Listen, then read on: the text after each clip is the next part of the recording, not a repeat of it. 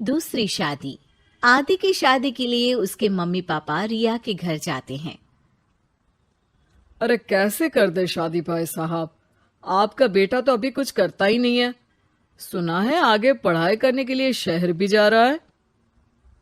तभी तो भाई साहब हम चाहते हैं कि शहर जाने से पहले इसकी शादी कर दे। और कमाने का क्या है, हर कोई तो पढ़ लिख कर कमाता ही है। हाँ हाँ, और गांव का सबसे बड़ा मकान और समृद्ध परिवार से है आदि।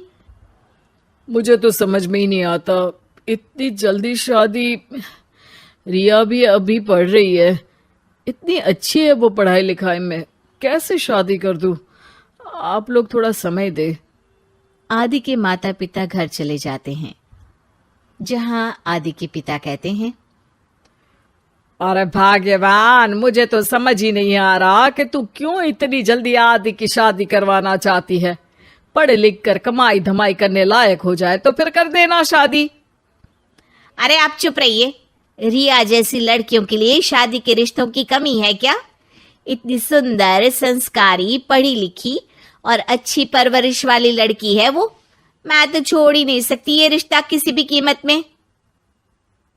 बता दे रही हूँ, रिया की शादी आदि से ना कराई ना तो मैं जहर खाकर जान दे दूंगी। पूरे गांव में नाम है उन लोगों का, नौकर चाकर कितने लगे हैं उनके घर में। अरे मेरी बेटी तो राज करेगी, राज। और इस तरह ना चाहते हुए भी रिया की शादी आदि से हो जाती है। अरे बेटी, ये ले तेरी किताबें, पढ़ाई बिल्कुल ना छोड़ना। तू तो मेरी गर्व करने वाली बहू है, बड़ा नाम है तेरा गांव में। हाँ, आखिर पसंद किसने किया है रिया को आदि के लिए? आदि को गांव की रिया इतनी पसंद नहीं होती है। अरे यार, तू तो बड़ा लक्की निकला, रिया जैसी लड़की से तेरी शादी हो गई। अरे लक्की की क्या बात है, वो भी तो मेरे जैसे लड़के की बीवी बनकर किस्मत वाली बनी है ना। अरे अब तो तू रह नहीं दे, ना तो तू कमाता है ना ही पढ़ने में अच्छा है। क्या है तुझ में? बस पैसा, और वो भी बाप का। आदि को दोस्तों की बात पर बहुत गुस्सा आता है। पिताजी, मैं शहर जाना चाहता हूँ आगे की पढ़ाई के लिए। अरे बेटा, लेकिन यहाँ की पढ़ाई तो पहले पूरी हो जाए। नहीं नहीं, अब मैं किसी भी हालत में शहर में ही रहकर पढ़ाई करूंगा। रिया को आदि का ये व्यवहार अजीब लगता है कि अचानक नई शादी के बाद आदि ऐसा क्यों बोल रहा है। खैर, आदि पढ़ाई के लिए शहर चला जाता है और रिया गांव में रहकर सास ससुर की सेवा करती और बचे वक्त में पढ़ाई।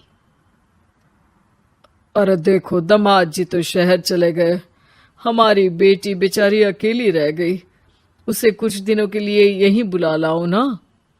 रिया की माँ रिया के ससुराल उसे लेने जाती है कि उसके सास ससुर कहते हैं, अरे नहीं नहीं बहन जी, हमारा मन तो रिया के बिना नहीं लगेगा।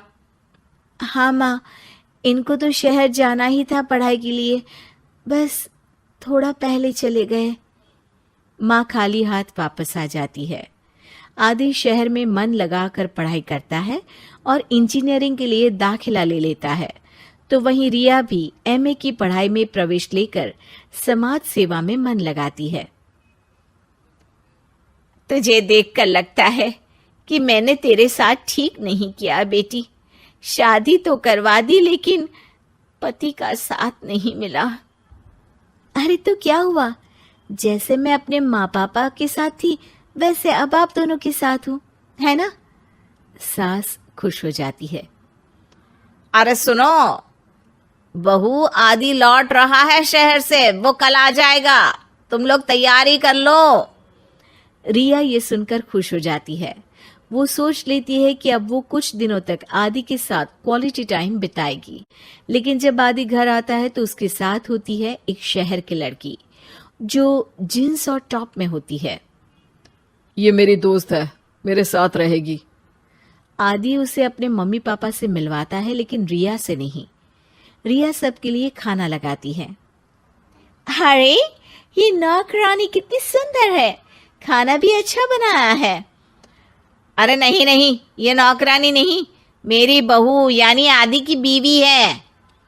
ये सुनकर लड़की शांत हो जाती है और आदि की तरफ देखने लगती है, फिर वहां से चली जाती है। अरे माँ, क्या जरूरत थी घर की कहानी बताने की? देखा, अब वो बुरा मान गई ना। वैसे भी मैं आप लोगों को बता देता हूं, मुझे रिया के साथ नहीं रहना। मैं शिवानी से प्यार करता हूं और उसी से शादी करूंगा। मैं रिया को छोड़ रहा हूं। आदि ये बोलकर उस लड़की के साथ शहर चला जाता है। रिया ये सब देखकर रोने लगती है, अपने कमरे में चली जाती है जहां सास ससुर उसके पीछे आते हैं। हमें माफ कर दे बेटा। वो दोनों उसके सामने हाथ जोड़ते हैं। आप लोग ऐसा क्यों बोल रहे हैं? ये तो मेरी किस्मत थी, पर अब मैंने सोचा है कि मैं भी आगे पढ़ाई करके आगे बढ़ूंगी। रिया पढ़ाई लिखाई करके पूरे जिले की कलेक्टर बनती है। आदि उसे छोड़कर शिवानी से शहर में ही शादी कर लेता है। फिर एक दिन रिया के ससुराल में, अरे बेटी रिया, तुझसे मिलने कोई आया है। कौन है माँ? हमें आपकी बहू के बारे में सब पता है। मैं आप लोगों से अपने बेटे के लिए आपकी बहू का हाथ मांगने आई हूं। रिया के सास ससुर और माता पिता ने मिलकर ये फैसला किया था कि वो रिया की शादी करवा देंगे। पूरे जिले में नाम कमा चुकी रिया की शादी उससे भी बड़े ओहदे के सिट से हो रही होती है कि शादी वाले दिन आदि भी वहां आ जाता है। अरे माँ, ये क्या हो रहा है? तेरी हिम्मत कैसे हुई घर में घुसने की? पूरे गांव में हम लोगों की नाक कटा अकेला छोड़ गया था एक लड़की के लिए, अब क्या लेने आया है?